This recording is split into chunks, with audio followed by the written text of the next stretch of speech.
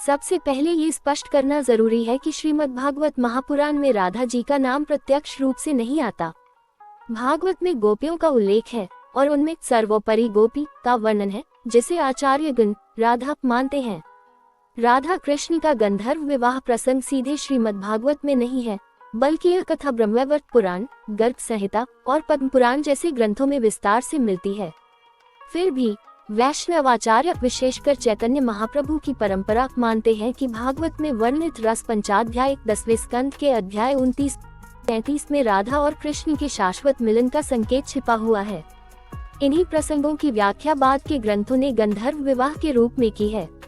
भागवत पुराण कहता है कि जब ब्रज में श्री कृष्ण ने बांसुरी बजाई तो गोपियां अपने घर गृहस्थी के सारे कार्य त्याग कर उनके पास दौड़ी चली आईं। इस प्रसंग को महारास कहा जाता है।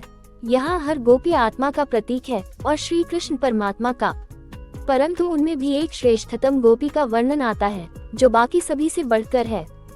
वही है राधा। श्रीमद्भागवत दशम स्कंद अध्याय 29 कहता है कि जब कृष्ण ने शरद ऋतु की पूर्णिमा में वंशी बजाई तो समस्त गोपियां अपने अपने घर से निकल आईं। गोपियां कहती हैं, हे प्रियतम, आपके बिना हमें कोई कार्य प्रिय नहीं लगता, हम तो केवल आपके चरणों की दासियां हैं। उन्हीं में राधा भी थी।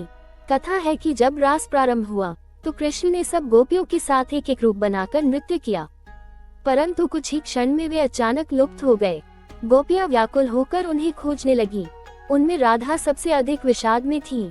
जब गोपियां रोती तो भागवत कहता है, कृष्ण के बिना वे सब दिशाओं को शून्य देख रही थी, मानो प्राणहीन हो। कथा है कि कृष्ण अकेले राधा को साथ लेकर वन में चले गए। वहां राधा ने अपने अनन्य प्रेम का प्रदर्शन किया। भागवत पुराण इस घटना को प्रत्यक्ष राधा नाम से नहीं कहता, परंतु आचार्य मानते हैं कि यह प्रसंग उसी श्रेष्ठ गोपी का है। कृष्ण ने राधा से कहा, तुम्हारा प्रेम सबसे उच्च है, तुमसे बढ़कर कोई मुझे प्रिय नहीं। यहाँ आचार्यों ने व्याख्या की है कि यही वह क्षण था जब आत्मा और परमात्मा का शाश्वत मिलन हुआ। ब्रह्मवैवर्त पुराण और गर्ग संहिता में वर्णन मिलता है कि इस एकांत में राधा और कृष्ण ने गंधर्व विवाह किया। गंधर्व विवाह में कोई औपचारिक अग्नि या वेद मंत्र नहीं होते, केवल हृदय की एकनिष्ठता और पुष्पमालाओं का आदान प्रदान होता है। इसे प्रेम और आत्मसमर्पण का शुद्ध विवाह माना जाता है। कथा है कि उस रात्रि में वृंदा देवी तुलसी साक्षी बनी। यमुना तट पर चांदनी रात में दोनों ने एक दूसरे को पुष्पमालाएं पहनाकर प्रणय किया। कृष्ण ने राधा से कहा, हे प्राण प्रिय, तुम मेरी आत्मा हो, इस गंधर्व विवाह से हम युग युगों तक एक रहेंगे। राधा ने उत्तर दिया, हे कान्हा, मैं तो आपकी छाया हूँ, मेरे बिना आप अधूरे हैं और आपके बिना मैं। अब प्रश्न उठता है कि यदि राधा कृष्ण का विवाह हुआ तो शास्त्रों और समाज में उसका उल्लेख क्यों नहीं? आचार्यों ने उत्तर दिया है, यह विवाह लौकिक नहीं बल्कि आध्यात्मिक था। समाज की दृष्टि से यह विवाह मान्य नहीं था क्योंकि यह केवल हृदय का मिलन था, परंतु दिव्य दृष्टि से यह परम पवित्र था। यदि यह विवाह सार्वजनिक होता तो ये केवल पति पत्नी का संबंध रह जाता, परंतु रहस्यमय रखने से यह प्रेम सार्वभौमिक हो गया। अब हर भक्त राधा की भांति कृष्ण से प्रेम कर सकता है। जब कंस ने कृष्ण को मथुरा बुला लिया तब राधा का जीवन विरह में बीतने लगा। भागवत पुराण कहता है कि गोपियां कृष्ण के बिना प्राणहीन पुतलों जैसी हो गईं। उनमें राधा का विरह सबसे गहन था। यह विरह भक्ति का सर्वोच्च रूप है। आचार्यों ने कहा है, मिलन में आनंद है पर विरह में प्रेम की गहराई है। राधा का यही विरह भक्तों को सिखाता है कि ईश्वर से जुदाई भी एक प्रकार की भक्ति है।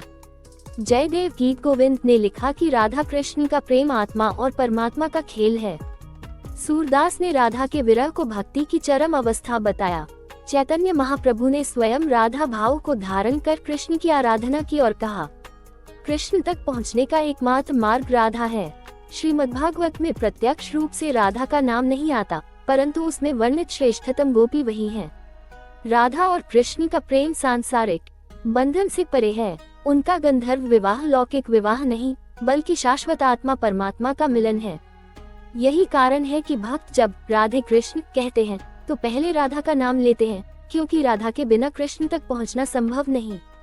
राधा कृष्ण की गंधर्व विवाह कथा हमें ये सिखाती है कि सच्चा प्रेम किसी बंधन में नहीं बंधता, वह शाश्वत है, अनंत है और भक्त और भगवान के बीच पुल का कार्य करता है।